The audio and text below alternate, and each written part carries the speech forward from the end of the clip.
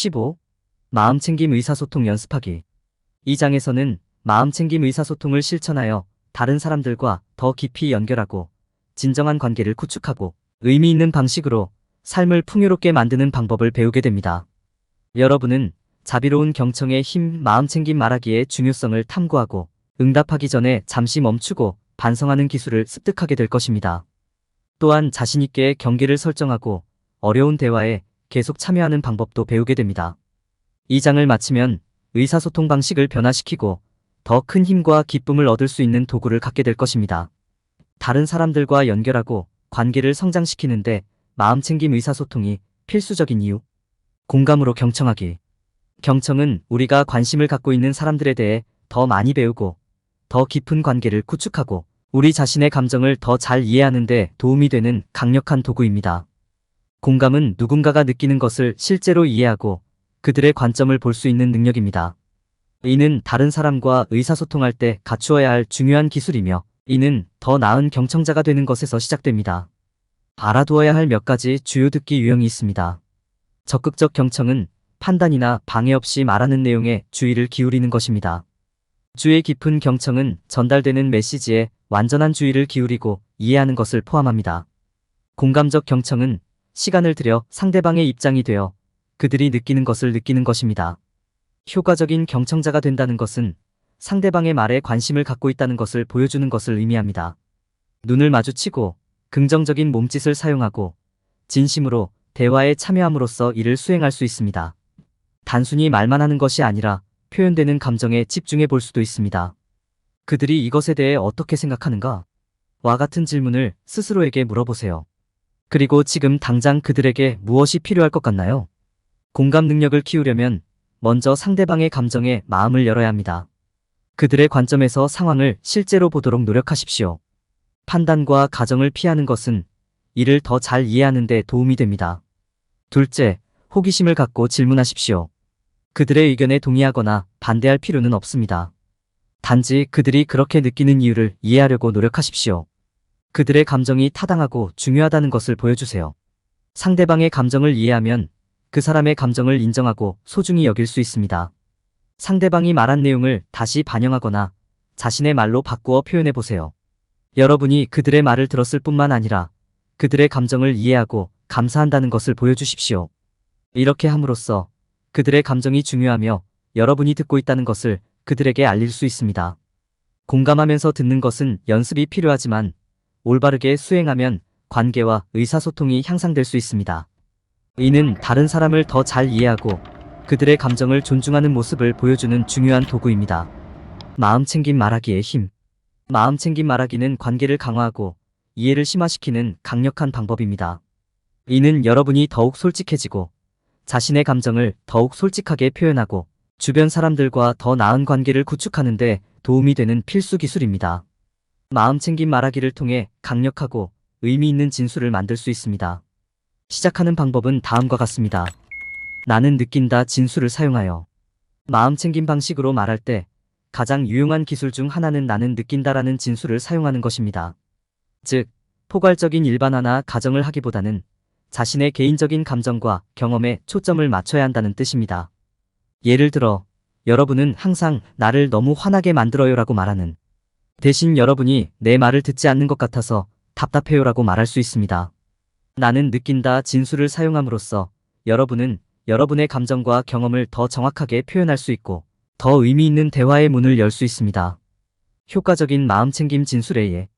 마음챙김 방식으로 말할 때 사용할 수 있는 효과적인 마음챙김 진술은 다양합니다. 다음은 몇 가지 예입니다. 내 말을 듣지 못하는 것 같아요. 여러분이 왜 그렇게 느끼는지 이해합니다. 이 문제에 대해 더 이야기하고 싶습니다. 여러분의 관점에 감사드립니다. 무슨 말씀인지 이해합니다. 마음챙김 말하기 연습하기. 마음챙김 의사소통의 기술을 익히려면 마음챙김 말하기 연습이 필수적입니다. 보다 효과적인 연설자가 되는데 도움이 되는 몇 가지 핵심 기술이 있습니다. 호흡 기술. 가장 중요한 기술 중 하나는 호흡에 집중하는 것입니다. 마음챙김 호흡은 자신과 주변 환경을 더 잘 인식하는 데 도움이 됩니다. 주의 깊게 말할 때는 말하기 전에 심호흡을 몇 번 해보세요. 이는 현재 순간으로 돌아가는 데 도움이 되며 당면한 작업에 집중하는 데 도움이 될 수 있습니다.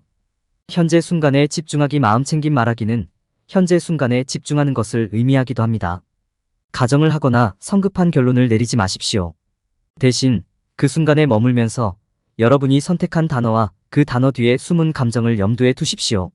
이렇게 하면 현재 상태를 유지하고 감정이 메시지를 전달하는 데 방해가 되지 않도록 도와줄 것입니다.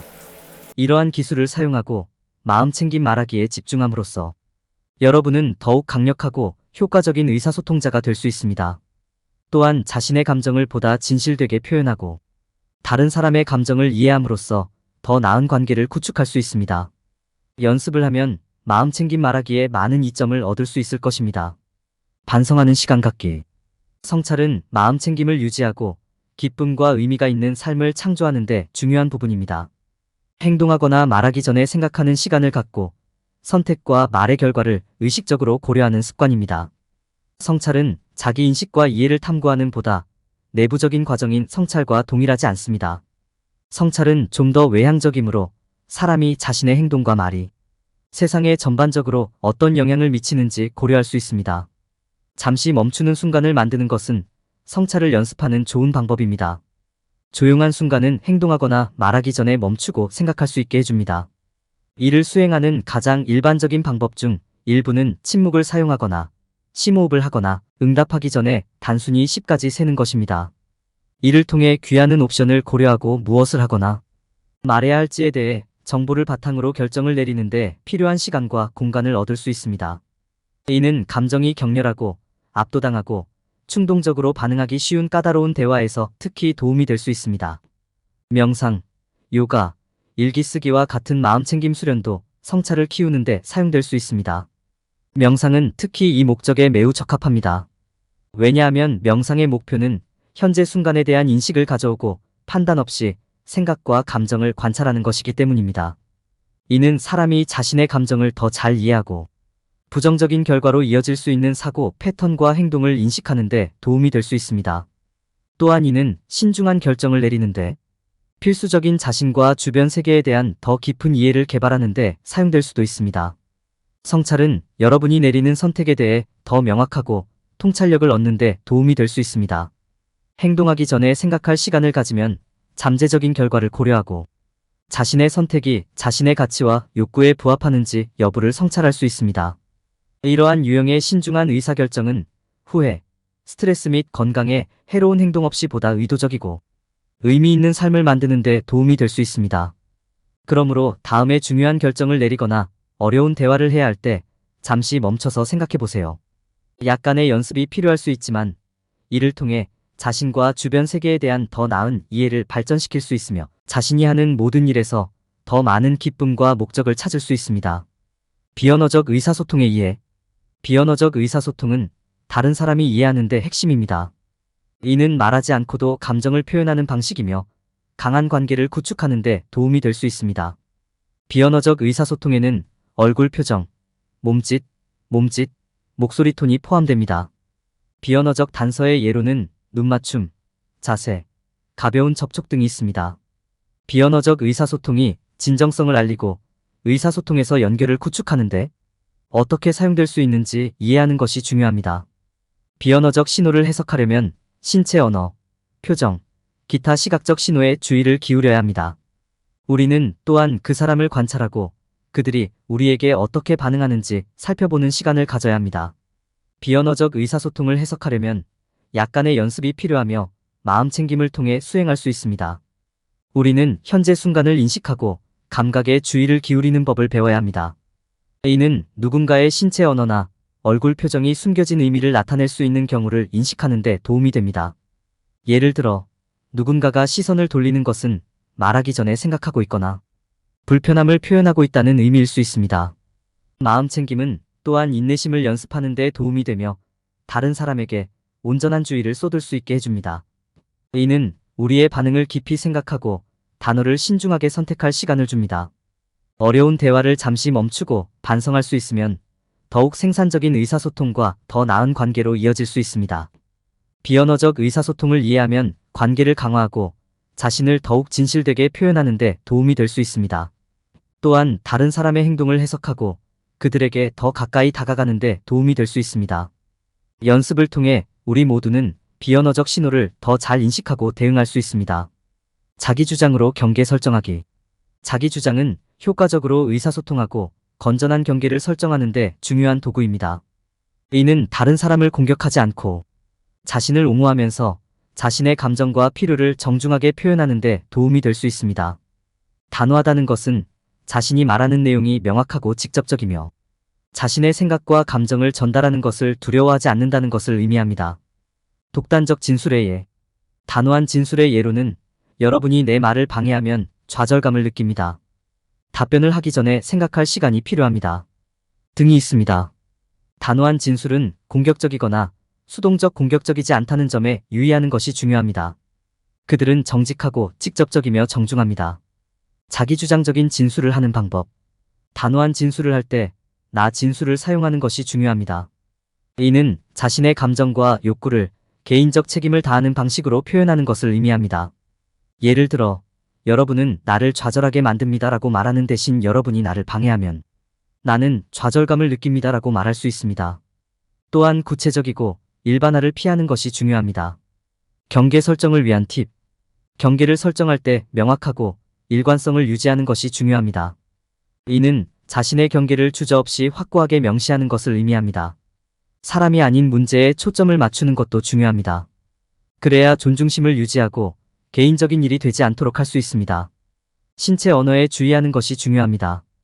부드럽고 정중하게 말하더라도 팔짱을 끼거나 눈을 마주치지 않는 등의 비언어적 신호는 공격적으로 보일 수 있습니다.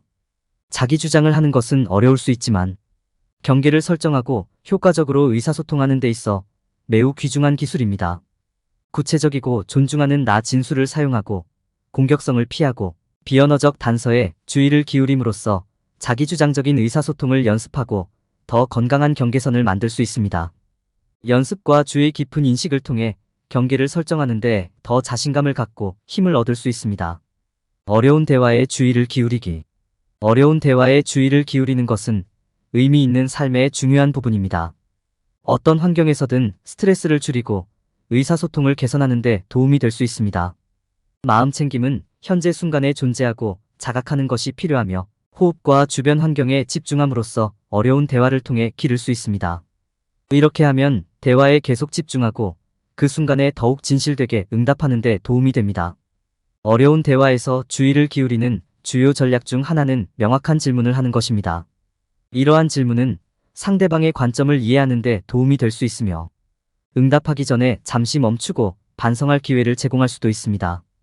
판단하지 않고 적극적으로 경청하는 것이 중요하며 이는 상대방의 감정에 열린 마음을 갖고 순간적인 판단을 보류함으로써 이루어질 수 있습니다.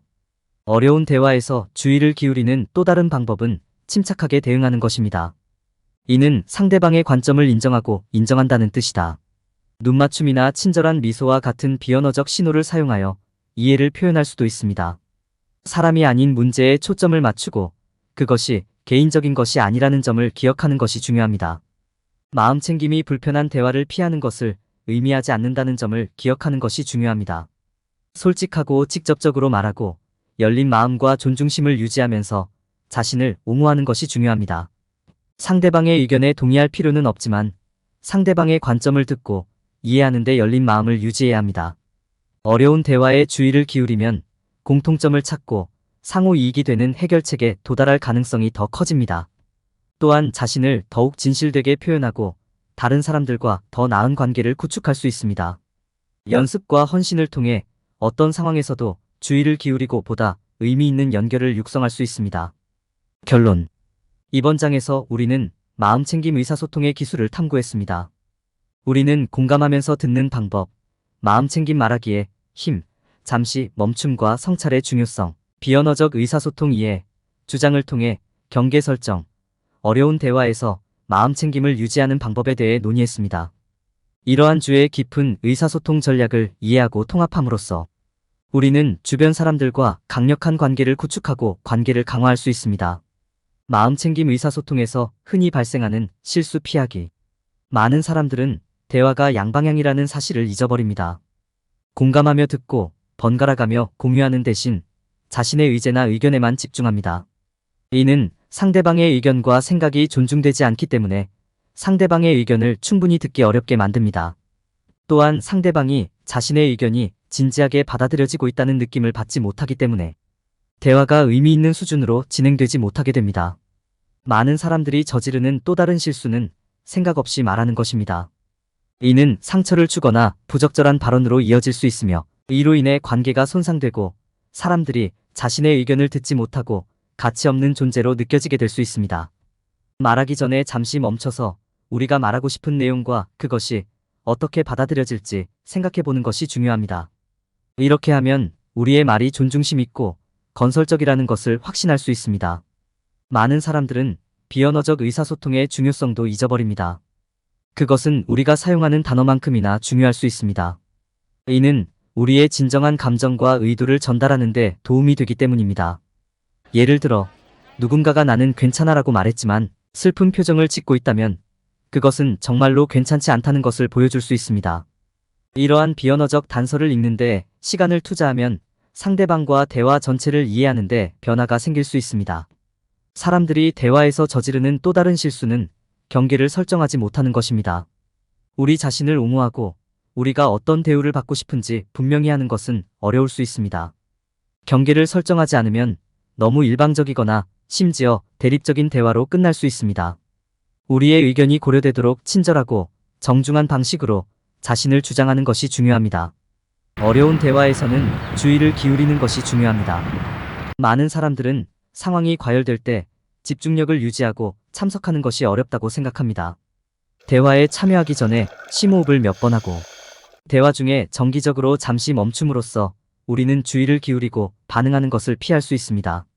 이는 대화를 건설적으로 유지하고 양측 모두의 의견을 듣는 데 도움이 됩니다.